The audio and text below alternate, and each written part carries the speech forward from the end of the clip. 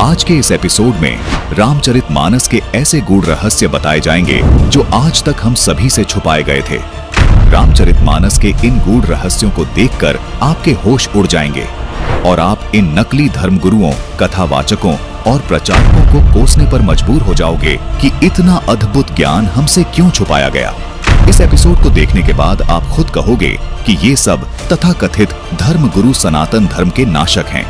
दर्शकों, इस एपिसोड को देखने के बाद आपको सहज ही समझ आ जाएगा कि सनातनी पूजा के पतन के पीछे क्या राज छुपा है। अब आपको दिखाते हैं श्री रामचरितमानस से वह प्रमाण जिससे स्पष्ट होगा कि ब्रह्मा, विष्णु, महेश से ऊपर भी कोई भगवान है।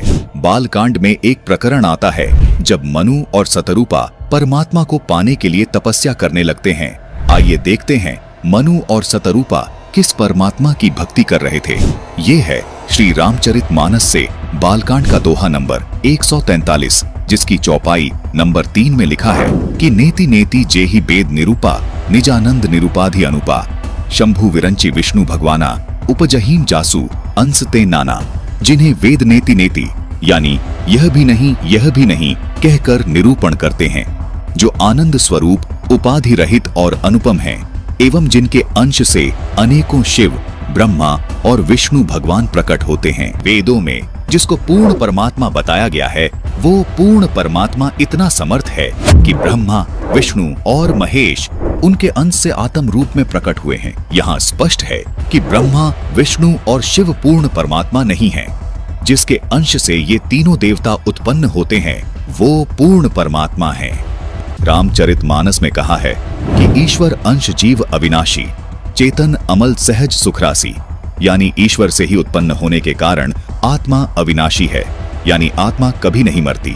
जिस परमेश्वर से जीव आत्मा उत्पन्न हुआ है, वह परमेश्वर अविनाशी, चेतन, निर्मल और स्वभाव से सुख की राशि है।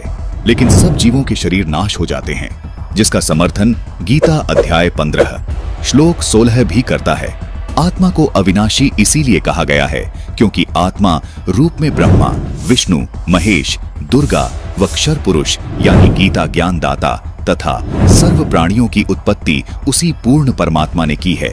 इसलिए रामचरितमानस में लिखा है कि अनेकों ब्रह्मा, विष्णु, महेश उस सच्चिदानंद ब्रह्म से आत्मा रूप में उत्पन्न होते हैं। जिस परमात्मा से सभी प्राणी आत्मा रूप में उत्पन्न हुए हैं, उस परमात्मा को गीता अध्याय 15 श्लोक 17 में उत्तम पुरुष कहा गया है।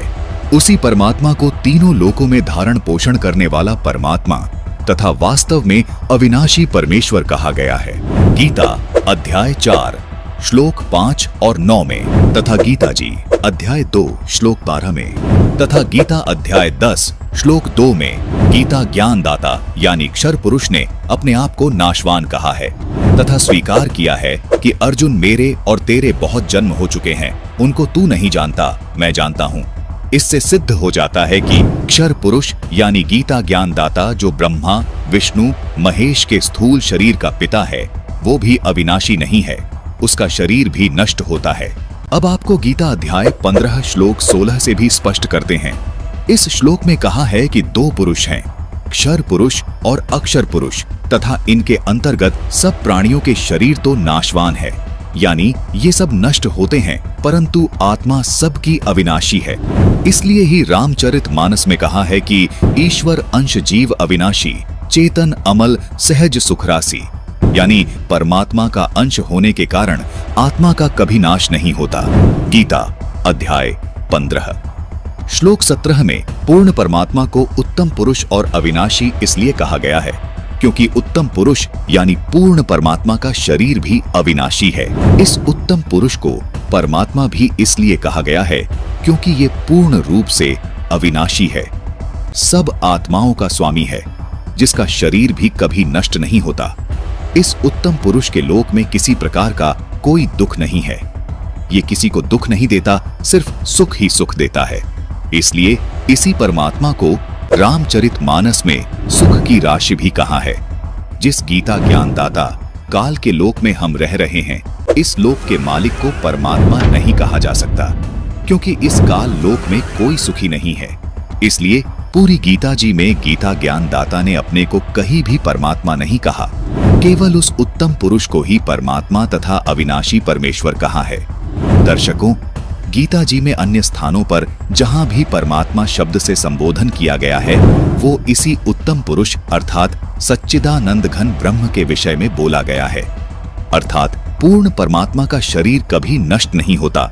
इसीलिए इस श्लोक में लिखा है कि वो उत्तम पुरुष तो अन्य ही है जो वास्तव में अविनाशी है, उसी को परमात्मा कहा गया है। संत रामपाल जी महाराज सभी को आदि सनातनी भक्ति पर इसलिए दृढ़ कर रहे हैं ताकि हम सब आदि सनातनी भक्ति करके उस उत्तम पुरुष के अविनाशी लोक में चले जाएं, जहां जाने वाली सभी जीवात्माओं को भी अविनाशी शरीर प्राप्त होता है। अविनाशी शरीर होने के कारण उस शाश्वत लोक में पुनर्जन्म व मृत्यु नहीं होती, जहां जाने के बाद साधक लौटकर इस काल लोक में कभी वापस नहीं आते। इसी को पूर्ण मोक्ष कहा जाता है। गीता अध्याय 18 श्लोक 62 में गीता ज्ञानदाता इसी अविनाशी लोक की बात कर रहा है। यही वो शाश्वत यानी सदा रहने वाला स्थान सतलोक है। संपूर्ण जानकारी के लिए देखिए सनातनी पूजा के पतन की कहानी, संत रामपाल जी महाराज की जुबानी, भाग 3। स्पिरिचुअल लीडर संत रामपाल जी महाराज, फेसबुक पेज।